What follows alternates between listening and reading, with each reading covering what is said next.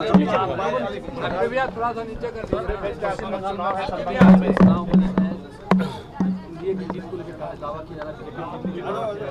देखिए, इस बार मैं मानता हूं कि एक लंबे समय के बाद बंगाल चुनाव के बाद जिस तरीके से रुझान सामने आ रहे हैं, एक बात स्पष्ट है कि इस बार बंगाल की जनता ने सत्ता परिवर्तन के लिए, डबल इंजन की सरकार बनाने के लिए, मेरे प्रधानमंत्री नरेंद्र मोदी जी की सोच वाली सरकार बनाने के लिए मतदान करने का काम किया। जिस तरीके से लंबे समय से ममता बनर्जी जी, मौजूदा मुख्यमंत्री वेस्ट बंगाल, उनके नेतृत्व से जिस तरीके से बंगाल की जनता त्रस्त है, अहिंसा और भ्रष्टाचार को लेकर और तानाशाही को लेकर जिस तरीके से बंगाल की जनता प्रताड़ित हो रही है, उसके खिलाफ इस बार जनता ने मतदान करने का काम किया है। मैं मानता हूं 4 मई को जब परिणाम आएंगे, और ये सिर्फ कहने के लिए ही नहीं, हवाई दावे ही नहीं, प्रधानमंत्री जी का विश्वास, जिस तरीके से गृह मंत्री जी ने वहाँ पर समय देने का काम किया, ऐसे में मैं मानता हूँ कि एक बड़ी जीत की ओर एनडीए इन 5 राज्यों में अग्रसर हो रहा है।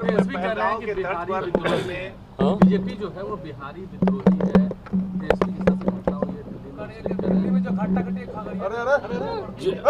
जिस तरीके से दूसरे राज्यों में जाकर नेता प्रतिपक्ष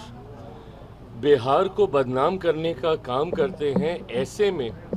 इनके पास कोई हक नहीं बनता कि वो इस तरीके की भाषा का किसी के लिए इस्तेमाल करें।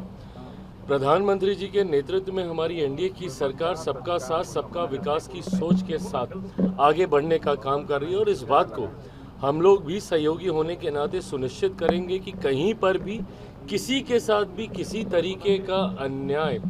ना क्षेत्र के आधार पर हो, ना जाति के आधार पर हो, ना धर्म के आधार पर हो, ना भाषा के आधार पर हो, पर जब नेता प्रतिपक्ष जैसे नेता दूसरे राज्यों में जाकर बिहार की बर्बादी के किस्से पढ़ने का काम करते हैं, प्रचार में चुनावी लाभ लेने की दृष्टि से सही मायनों में बिहार का सबसे ज़्यादा नुकसान यही लोग करने का काम करते हैं। सम्राट चौधरी इस तरह से आए हैं बिहार में, उन्होंने कहा कि सरकारी जमीन को जो बनाए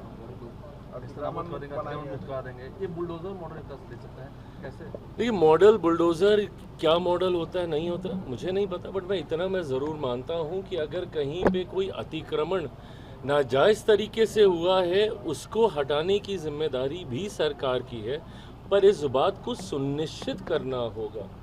कि वो नाजायज़ तरीके से है, एक चीज़, और दूसरा, अगर वहाँ पे लंबे समय से कोई व्यवस्था के हिसाब से रह रहा है, उनके लिए एक ऑल्टरनेटिव, एक वैकल्पिक व्यवस्था तैयार करके दी जाए। रातों रात किसी को घर से बेघर कर देने की सोच कतई हम लोग की सरकार की नहीं है, और मैं मानता हूँ कि सम्राट जी इन तमाम विषयों को लेकर वो स्वयं काफ़ी सेंसिटिव है। अगर ऐसी कार्रवाई की भी जाएगी, देखिए, विकास के लिए ये भी ज़रूरी है कि अगर इस तरीके के इल्लीगल एनक्रोचमेंट्स हो रखे हैं तो उसको भी डिमोलिश करके उसको विकास की राह से जोड़ने वाला रास्ता बनाया जाए। पर अगर ऐसे में कोई वहाँ पे लंबे समय से रह रहा है, गरीब परिवार के लोग हैं, उनको भी किसी तरीके की तकलीफ ना है, इस पे भी सरकार जरूर चिंता करे। तेजस्वी यादव ने कहा है कि सम्राट चौधरी की पगड़ी पर विजय सिन्हा की नजर है, विजय सिन्हा कह रहे हैं लाज रखेंगे उनकी पगड़ी। अरे प्रभु, बहुत पुरानी बातें हैं ये सारी, फूट डालो, आगे बढ़ो, शासन करो, ये कब तक चलेगा भैया? डिवाइड एंड रूल, इसको इससे लड़वा दो, इसको उससे लड़वा दो। एनडीए पूरी एकजुटता के साथ चुनाव लड़ा, चुनाव के बाद हम लोगों ने मजबूत सरकार बनाई। आज की तारीख में जब एक नए नेतृत्व के साथ हमारा गठबंधन आगे बढ़ रहा है, तो इसमें ना विद इन द अलायंस, ना गठबंधन, ना सहयोग, कहीं पे किसी भी तरीके का भ्रांति भ्रम फैलाने का प्रयास किसी के भी द्वारा किया जाएगा तो कतई सफल नहीं होने वाला। हम लोग सिर्फ विकास की सोच के साथ आगे बढ़ रहे हैं।